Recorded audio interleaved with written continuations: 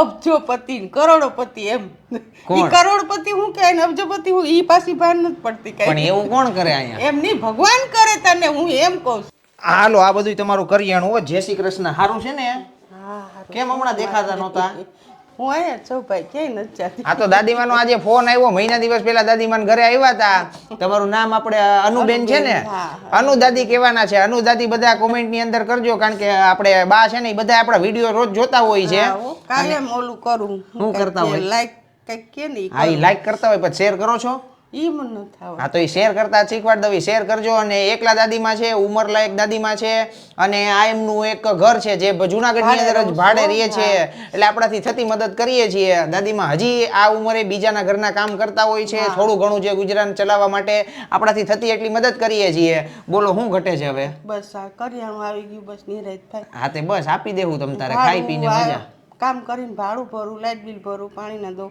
પણ આ નો પૂગી હગાય એમ થઈ ગયું ને તોય પછી હા નિરાત આજ બપોર શું જમ્યા તમે ઘર ને રોટલી ખાધી કેમ ગળ ને રોટલી તો શાક નથી મને ભાવતું નથી હમણાં મહિનો આને પૂછો મહિનો દીત્યા તાવ એવું છે કડવું કડવું જ લાગે બધું તો વાંધો નહીં મેં તો કીધું તમે કઈક બનાવ્યું હોય છે મેં ખાતા જાય મેં કીધું ઘર ને રોટલી તો એક દી ભજીયા બનાવો તો ફોન કરજો દીકરા હમણાં તે બટેટા વાળા ખાઈ લીધા હો ક્યાં? પાવ હું પાવ ને બટેવાલા હું ખાધું? વડાપાવ ખાતા હતા અરે વડાપાવ મેં નથી ખાધા એ ઘરમાં ઘરવાળી જાતી બનાવતી હતી બધું હું ઈ તો ઘરમાં ઘરવાળીઓએ ખાધા છે એટલે મને ફોન કરીને હું આવું તો પણ તમે આવો ને આપણે એક દી ઘરે વડાપાવ ખાવા મેં કીધું તો હાલો તમારે કેદી આજ આવવું છે કે કાલ આવવું છે હમણાં જ ભાવતું જ નથી તો બે દી પછી કડવું કડવું જ લાગે પાણી કડવું લાગે તો મારી ઘરે આવો ને ત્યાં ભાવશે કડવું કડિયાતું પીવું કાંઈ એમ નહીં હું તમને શું કહું છું તમને હું બનાવતા તમારા હાથનું ખાવું છે તમને મને તો બધી આવડે હું તું જી કે આવડે તો એક દી ચૂરમાના લાડુ આપણે ઘરે બનાવ્યા મસ્ત બનાવી દો હે ને અબજોપતિ ને કરોડોપતિ એમ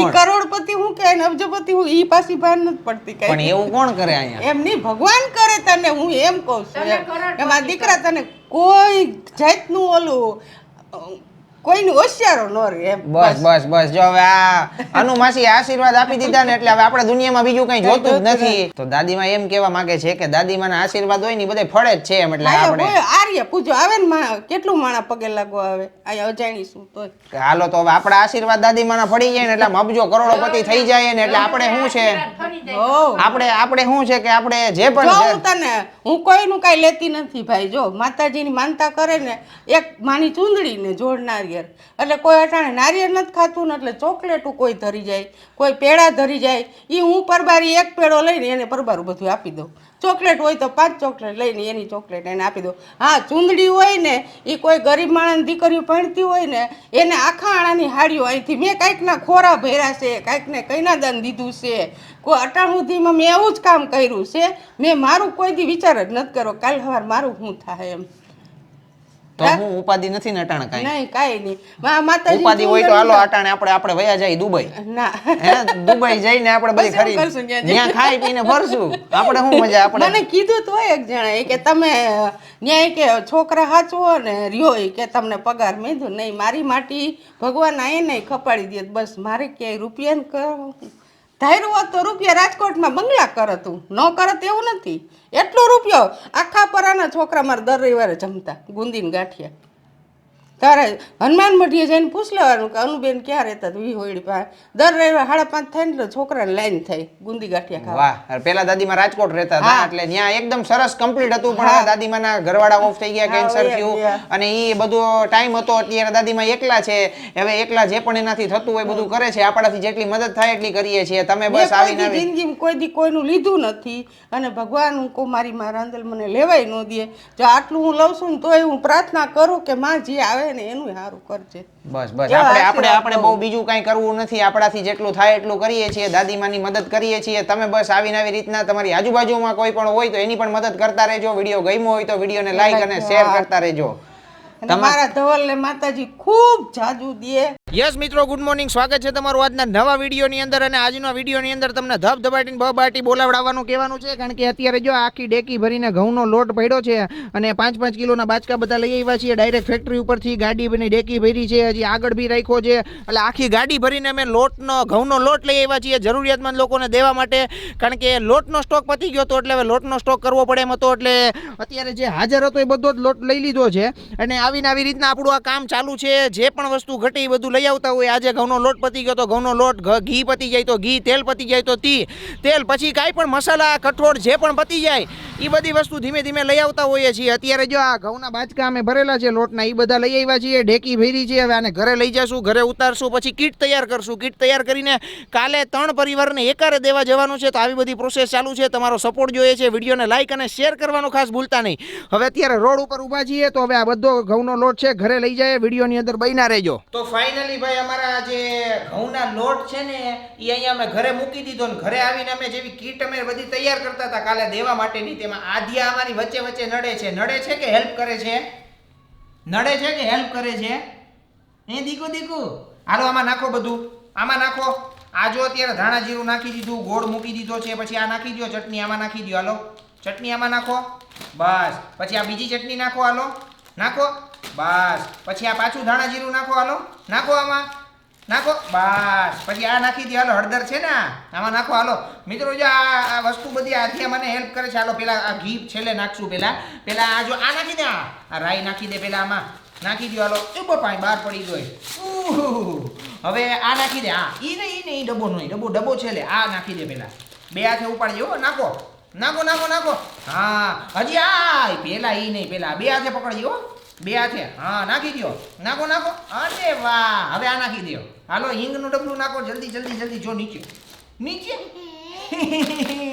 હાલો લવિંગ બાકી રહી ગયા, નાખી દો જલ્દી. અત્યારે મિત્રો જો આજે બધી અમારી કીટની અંદર બધી તૈયારી કરે છે. તમારે પણ તૈયારી કરાવી હોય ને આવી રીતના તો ખાલી વિડીયોને લાઈક અને શેર કરો મિત્રો. આ નાખો, હાલો જલ્દી, હાલો નાખો.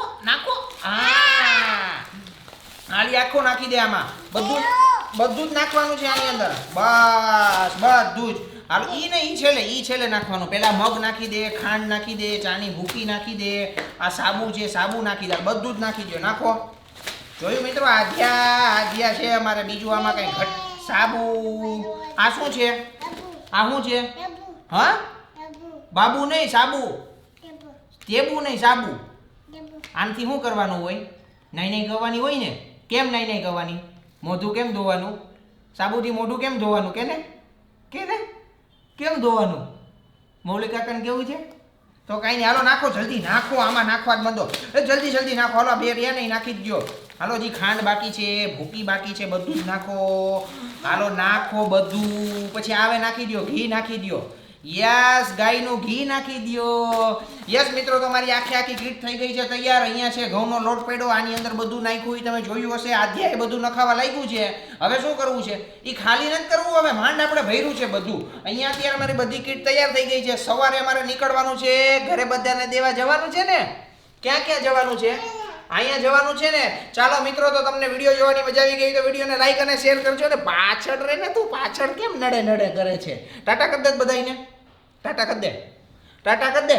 મિત્રો અમારે કામ કરવું હોય ને ત્યારે આધ્યા અહીંયા હોય, અમારી બાજુમાં બધી કીટ તૈયાર કરતા હોય, કાંઈ પણ પેકિંગ કરતા હોય ને આધ્યા પહેલેથી છેલ્લે સુધી ભેગી જ હોય. ને ભેગી હોય ને.